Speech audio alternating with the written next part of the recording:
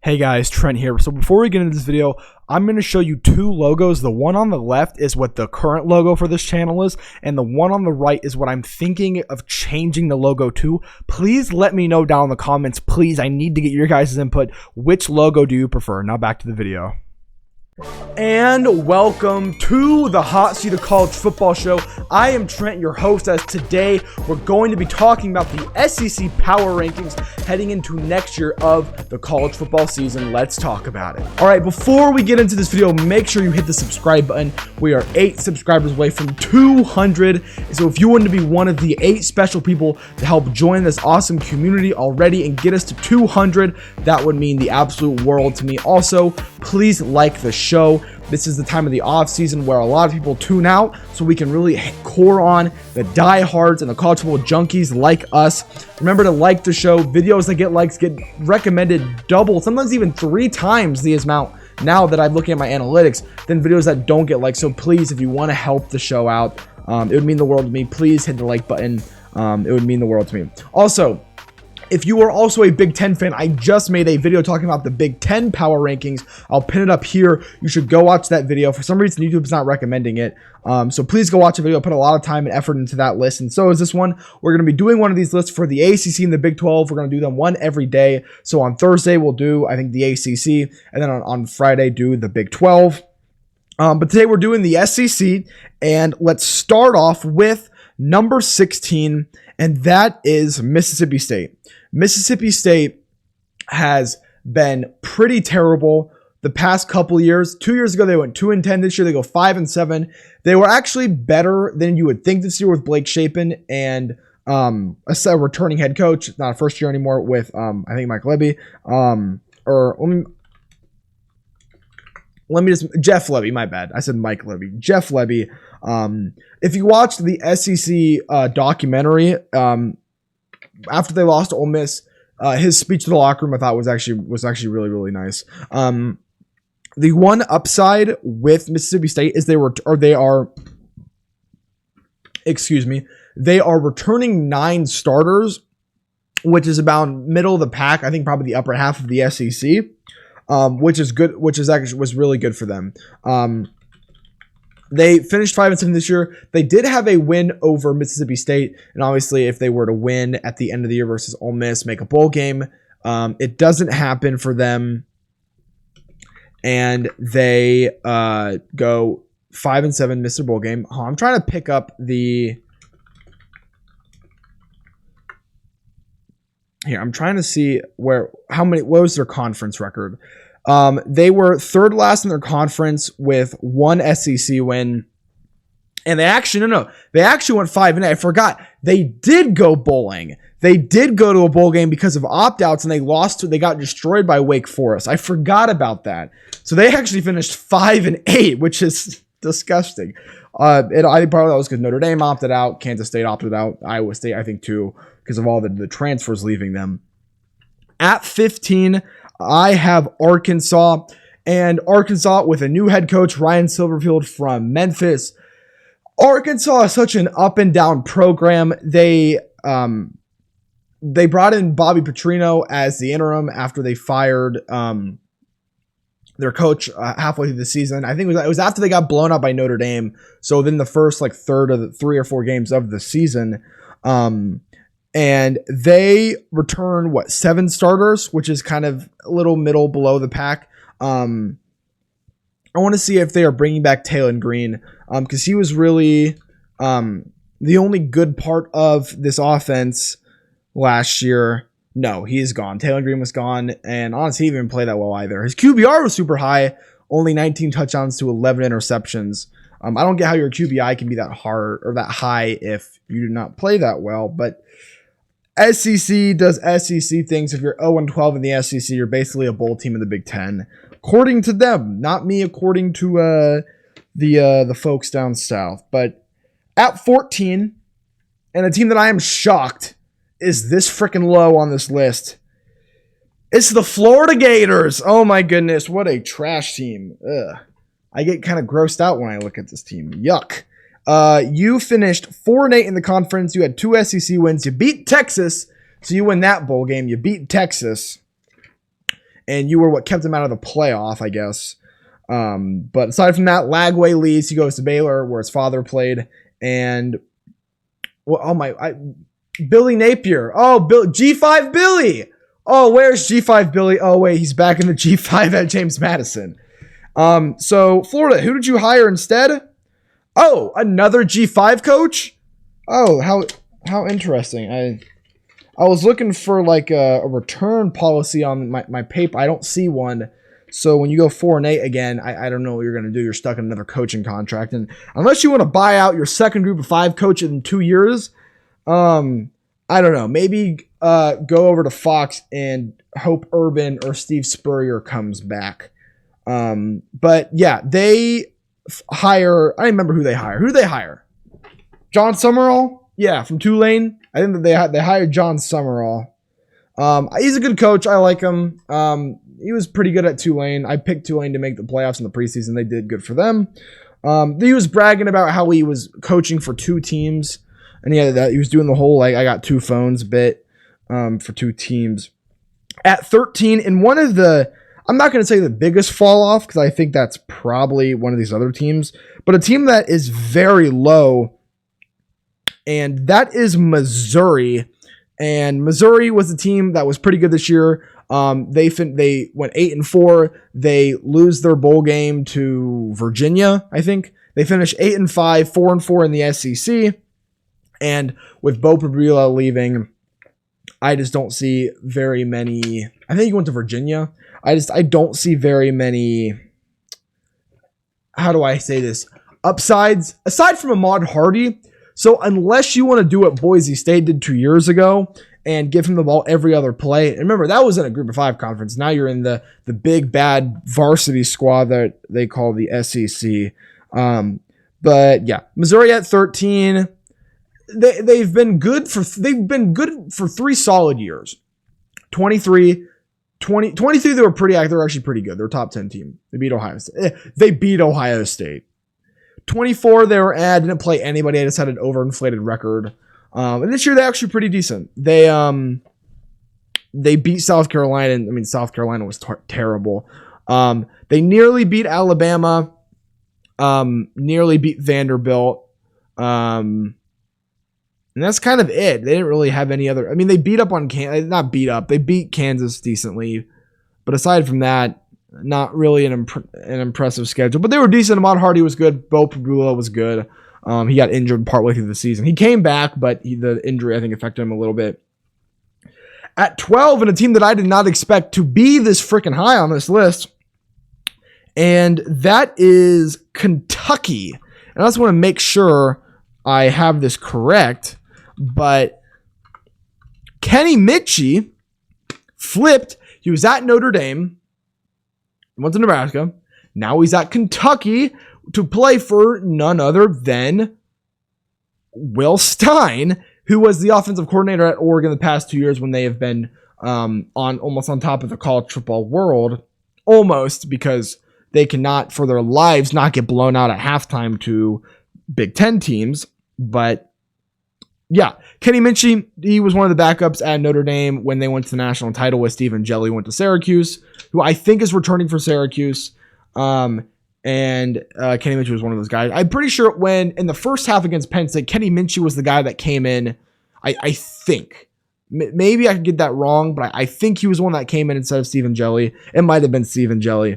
But we'll see. I don't think he's ever started before. He's never played before. But I got them, and I really like Will Stein. And like Kentucky's been bad for so long, and there's so much parity in the sport that it's like I'm just gonna bank on Kentucky actually having a decent season.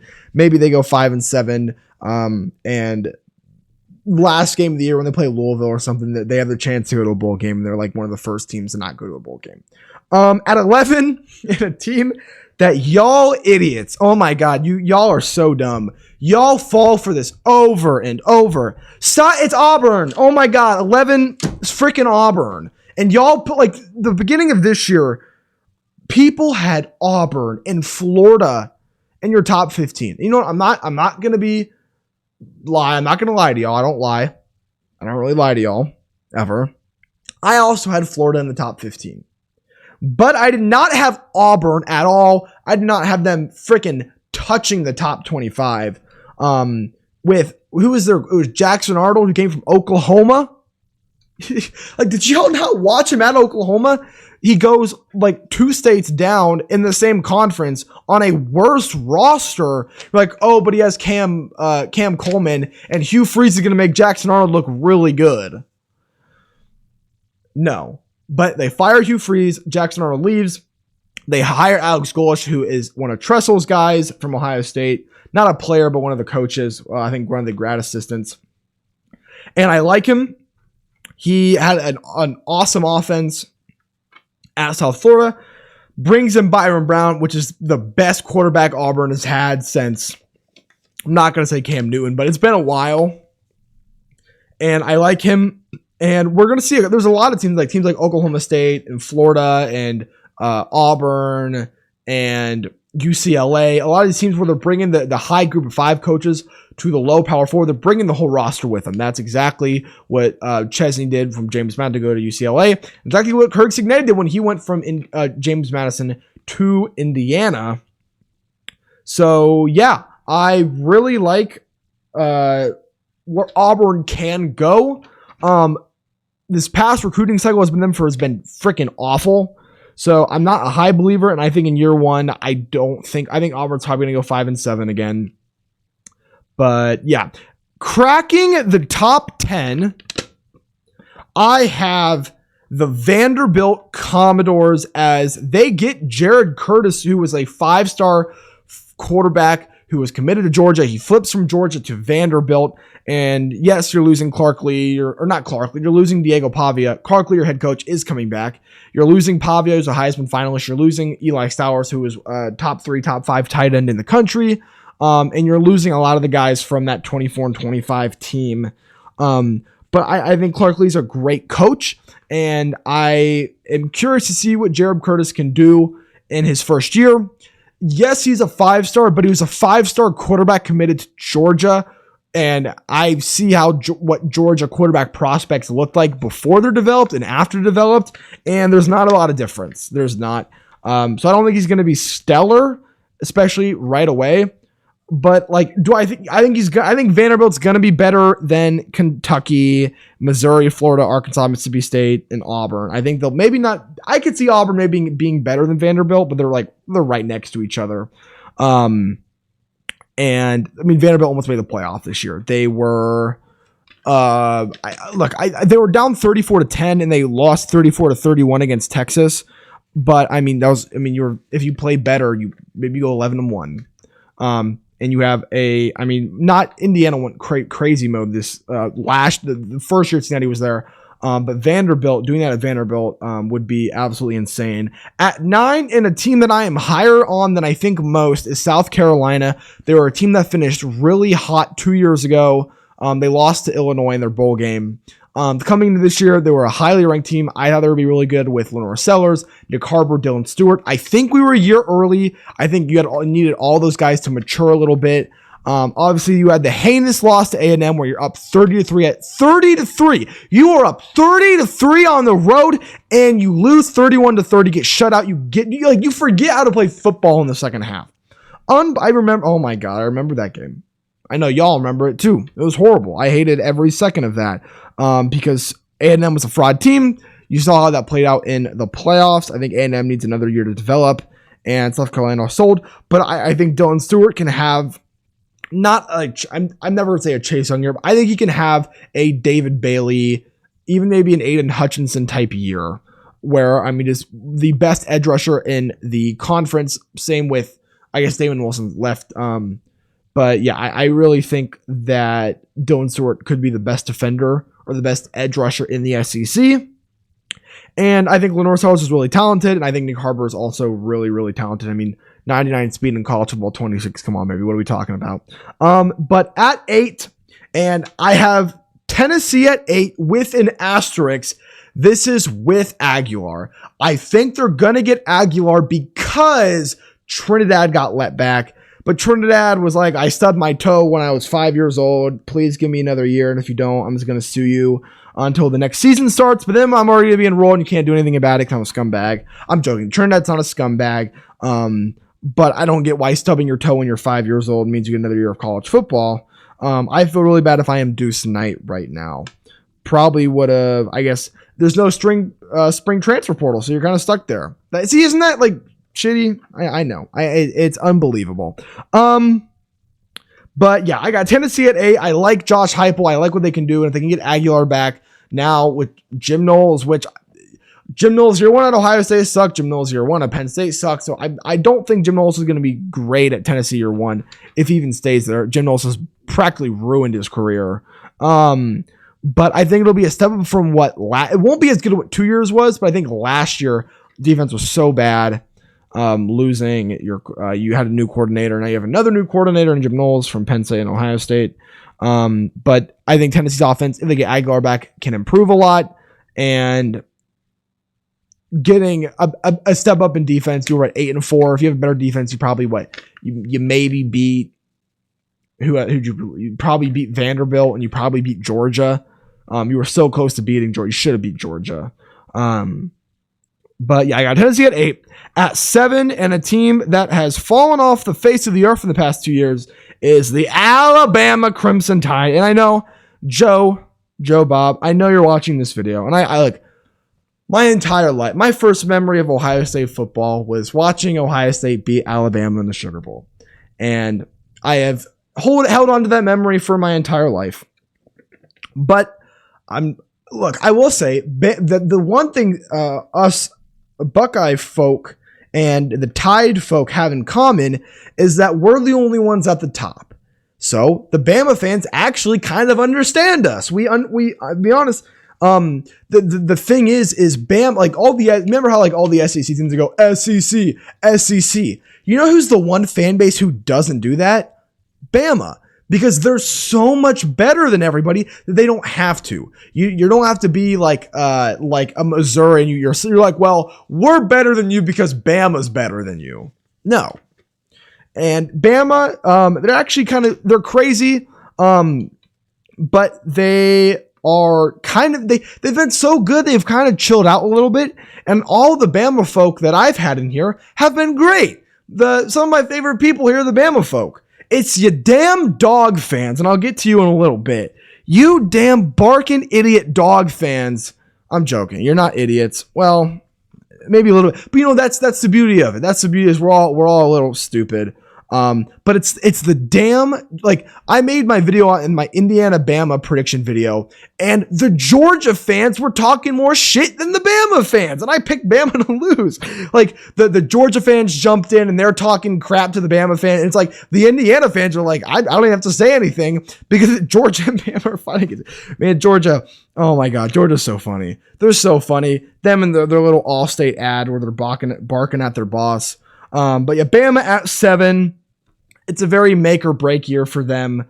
They have Austin Mack or Keelan Russell starting. Keelan Russell was the second best quarterback, third best quarterback with Tavian St. Clair, Keelan Russell, and Bryce Underwood. And last year's class, he'll be a redshirt freshman or a true sophomore, depending on if he redshirted. He probably did.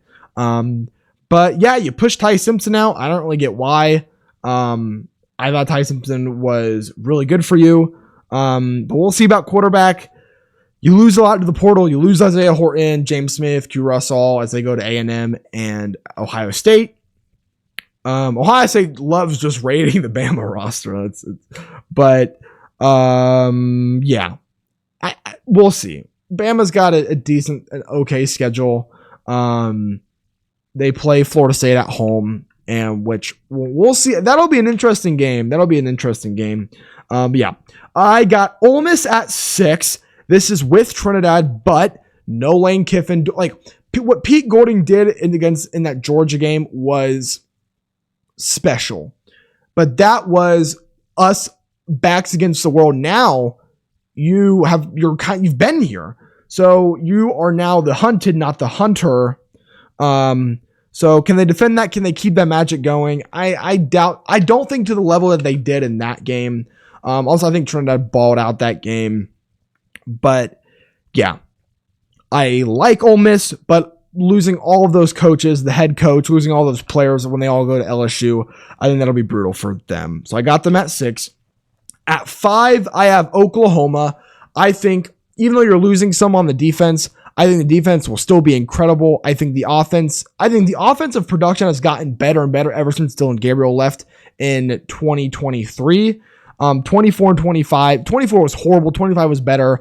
I think John Mature being fully healthy. We'll see if he can stay healthy. But I'm expecting him to be healthy, at least for the beginning of the season. So before he gets injured, I got Oklahoma at 5. And I think Mateer could be another highs. I mean, he was supposed to be what Fernando was. What Fernando was what John Mateer was supposed to be before he got injured and in the preseason. Gosh, I choked myself. At 4, and a team that I'm projecting a little bit, I got A&M at 4. I really like Mike Elko. I like Marcel Reed. He has to take a step forward. Same with Lenore Sellers and Lagway. You're spoiled goods at the moment. And your biggest moments, you crumble over and over and over and over and over again. 2 years in a row, A&M is 1 game away from going to the SEC championship to play Georgia, and they lose to Texas when Texas is going to have to play well. And they don't get there. And then they get bounced out by Miami, and Miami did that to a lot of teams. But yeah, I think it's a part of this. I love Mike Elko. I think he's a great coach. Definitely better than Jimbo Fisher. And I think with a lot of the guys you brought in, like Isaiah Horton from Alabama, I think we'll bring more offensive talent to this team, especially after losing. I think it's either Concepcion or Craver. I think they lost Concepcion. I think he left or went to the draft. At 3, I got the Longhorns of Texas. I think Arch will take a step forward, but I'm going to be honest. What Arch is right now, like Arch Manning right now, is still worse than what Arch was supposed to be at the beginning of last year or this year, the 2025 season. The Arch Manning today, I think, is still worse than the Arch Manning that we thought was going to play when he headed into Columbus.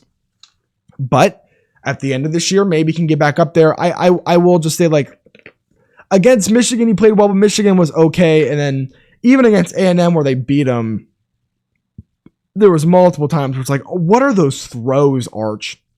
And I'm going to be honest, I think Sark is regressing as a coach. And obviously every coach regresses. Kirby's regressing.